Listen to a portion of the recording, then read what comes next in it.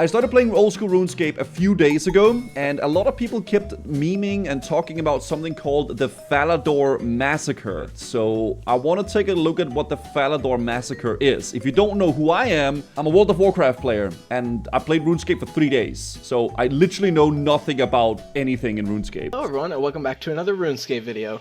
The Falador Massacre is one of the most well-known events to have ever happened in RuneScape. Okay. This event happened a little over 10 years ago, back when RuneScape was much simpler. Okay. As a result of this, very few people had a video recorder downloaded to their computer, and footage of the event is very scarce. Due to a lack of footage, screenshots, and information, there are many different variations on what occurred on June 6, 2006. With this video, I hope to set all the facts straight and give an entire history of this event. Okay. As a result, I attempted to get research that had the most proof back. 10 years ago? Yeah, this video is 8 years old. So this is now 19 years ago in 2006, guys. Just, yeah. There are a few parts of the story that we may never know the truth to, but I did my best finding the most legitimate information I could. Enjoy. Wait, was it on the 6th of the 6th of the 6th? Is that the actual date of the massacre? Oh my god, that is actually scary. What the fuck? Okay, allegedly, okay. Beforehand, okay. It was June of 2006, and the race to the first person to achieve 99 construction was getting close. A few players such as Monkey Mojo, Nova Life, X-Noob X-Frey, and even Zezima were neck and neck. At the time, Noob was in the lead with 89 construction. In a sudden turn of events, in just one night, a player known as Cursed You managed to pass him. Damn! Cursed You at the time was an incredibly well-known staker and had earned the majority of his money this way. He had billions of GP at the time and managed to rocket from the low 100s on the high scores all the way to first place. Wait, what's staking? Is that our auction house? Or like, what's that? Is that sounds like, it sounds like gambling. How, staking is gambling. Okay, gambling on duels. Okay, got it. Once he reached 99, his private messages and house began to fill up very quickly. Cursed You had achieved an amazing feat and became the first person to achieve 99 construction. Nice. He achieved this feat on the infamous date of June 6, 2006. His 99 party began and his house began filling with players. Another now well-known player known as Duriel321 was informed by one of his friends about this party and was in attendance. The party started to get extremely out of control as his house began filling with hundreds of people. He had no choice but to kick every player from the house to try and bring back the peace. Okay. Upon exiting, a few players noticed they could now attack other players despite being in a safe area. One of these players... Wait. So the whole world became wilderness? was the previously mentioned Duriel. Wait, I thought... yeah, not exactly... but kinda, okay. This next part is highly controversial and is still debated to this day. The bug that caused the glitch to happen was not a result of the combat arena downstairs, but rather the scrying pool. Players who looked into the scrying pool were able to see around RuneScape's world.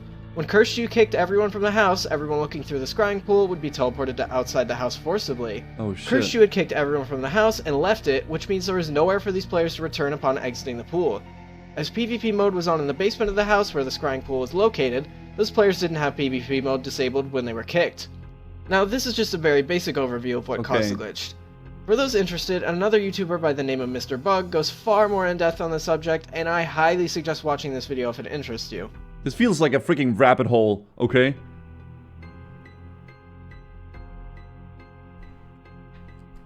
It was very early in the morning in the UK, and the massacre began. Duriel321, as well as a few other players, were geared up and began their rampage across RuneScape, doing whatever they wanted. This is when a few players began recording the event, one of the most notable players being Sinai. Up until very recently, Sinai's video is one of the few videos we had to look at the event. Sinai followed Duriel for the duration of this video and looked prepared for a possible fight, as he was fairly well stocked up on food and potions. Very recently, on this past 10th year anniversary, more footage was found recorded by Bearmaster0, Polmerbat, Jotdom, and a few other various players. Okay, so Falador was the center for trading. People held all their money in that town. Do you drop your money when you die in this game? Because, like, I'm hardcore, by the way. Like, I'm hardcore Iron Man, so I've never died. Oh, yeah? Well, that's fucked up, then. So they could get PvP'd in freaking Falador, and they would drop all their items and all their... Oh, Anyway, Duriel began his rampage through Falador as other players with his abilities seemed to have split into separate I like when it says, bang your valuables, everybody bang your items, don't encourage him. Oh my god. areas. Duriel managed It is too dangerous to let into public speech. Guys, there's nothing to do here, let's move. But there's no need to panic. Everybody please move to Valley and let's do what is needed. Exactly, so listen to the mod and please leave. to PK quite a few people with valuable loot, with the best item being a yellow party hat. Duriel ended up losing a majority of the items he gained, as nearby looters were grabbing items before he could. Speaking of party hats, in a later interview with Duriel... It's like Black Friday. If you see those Black Friday videos with like breaking into stores, stealing everything. So this guy is running around killing everybody, and then everybody's just running around yoinking all the loot from all the dead players. Oh my god. He claims one of his friends stole his green party hat. Now, this is not the party hat he's seen wearing in the videos and images. The one he traded to his friend was a different one, as he wears one the entire time this is taking place. Okay. He traded his party hat to his friend before his account was locked, hoping he could keep it safe. There's actually footage of him trading another player, as seen in the video by Bearmaster0. Now, as I mentioned earlier, the massacre occurred very early in the morning in the UK where Jagex is based. A few J-mods were somehow alerted that something was happening in-game and needed to be fixed. A couple of them quickly rushed to the office to try and handle the situation. A statement made by Mod Matt K on Reddit is that Mod Ash was the one that did end up fixing the bug and was paid overtime for doing so. Damn! At the same time, Mod Murdoch had logged into the game and was kicking and locking the accounts of all players involved. By the time Murdoch had gotten to Duriel, he had managed to make it all the way up to Edgeville. I like how he's called Duriel, and it's on the 6th. It's so perfect. Mod Murdoch sent Duriel a message, who then locked him out of his account shortly after. Finally, the chaos was over, but now Jagex had to deal with the aftermath. Okay. The aftermath. A few hours after this ended, Paul Gower made an official statement on the Runescape forums. Although the forum topic no longer exists, there's still a copy of it saved on tip.it for anyone who wishes to read it. Okay. But I'll go over a few major points. He stated that they wouldn't be able to refund anyone's items as there were too many fake requests for the items to be returned. They couldn't do a rollback as well because too many players weren't affected by the original glitch that would have their accounts rolled back too. I wonder how many people actually got affected by this, though. Although this next part isn't included... It must have been pretty huge, because it was with a big patch and like some guy getting like the 99 and all that stuff, right? Mod Ash. The statement, it's still important. Nearly everyone involved with this glitch was banned for one reason or another. Duriel321 and a few other PKs were banned for abusing this bug. Cursed was also banned, but not for the reasons you might think. I'll be covering why he was banned later in this video. Party hats were worth hundreds of dollars at that time. Is transmog gear 84k party hat set? I mean, I can almost afford that, right? I have like 2k. That's not that bad. Oh, how many? What? How million? Oh, okay, that's 90 billion. Okay, that. Okay, I don't have that, guys. I don't have that. Who was Before Duriel? beginning, I'd like to tell you the majority of this information comes from the interview with him that was posted at tip.it. This interview was so popular that they were getting about 500 requests every 5 minutes to view it, causing the servers to become flooded. Oh. Anyway, according to the interview, Duriel was a 16-year-old male from the United States of America. God, this is some fucking 16-year-old kid. Oh, I love it. He'd been playing RuneScape for a little over the year, and he had joined in 2005. The main enjoyment he got out of RuneScape was PKing. In the interview, he also states that he feels bad for taking the other players' items from the massacre and would give them back if he could. No, he doesn't. He's saying that for no, that's PR. That's PR shit. He loved it. He loved every single second of murdering all those little players there, yoinking their party hats. Duriel321 ended up being permanently IP banned from RuneScape, and as far as we know, he has never come back to the game. Okay. He's saying that when he's older? Yeah, no, bro, he loved it. He loved that shit. Who was the Cursed You? Cursed You, as mentioned previously, was the first person to achieve 99 construction in RuneScape. He was an extremely well-known staker, and at the time of being banned, he had over 40 billion worth of items and GP on his account. 40 billion? This is extremely impressive in today's standards, but imagine how much that was back in 2006. Bro. Originally, he was banned for 4 hours while Jagex attempted to figure out what to do.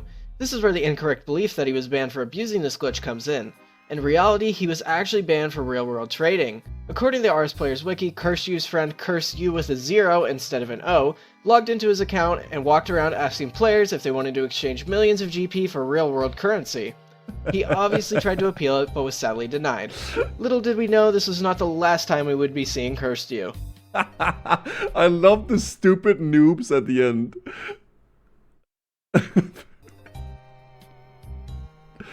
Okay, CursedU now. CursedU actually did end up returning to RuneScape early this year in January of 2016. Yeah, guys, this is 8 years ago, by the way. This is an old video, just letting you guys know. This time under the name CursedU, but with 2 S's instead of just 1. He requested... This is on Twitch. That's a Twitch message. Did you get my message, mate? I didn't. What's up? Just wondering the chance of being able to change my name over since CursedU is banned, rather than having to use CursedU. I'm afraid banned names aren't made available. Sorry. To have his original name transferred, but Jagex denied his request. Now, I have no idea if he still actively plays or streams, but he does have a Twitch account where he has streamed himself playing old school RuneScape. Damn! Many of the images you've seen here today actually come from the many albums on his Twitch page, so check those out if you'd like. Okay. Anyway, he had hoped to achieve maximum stats and frequently stakes. He has once again reached 99 construction out of June 2016. Okay. Sure. Conclusion. In conclusion, the Falador Massacre is one of RuneScape's most well-known events and is something that players will never forget. This event became so well-known that Jagex has implemented it into the lore and even held a 10th anniversary event based around. That is actually cool. The estate agent has heard stories of survivors of the Falador Massacre who had taken refuge with the dwarves in the southeast of the city. I love that they've actually made it a part of like lore in the game. That's so fun. Lastly, I would like to thank everyone who had any part in documenting this event. This is included but not limited to recording footage, capturing screenshots, performing interviews, and writing it down.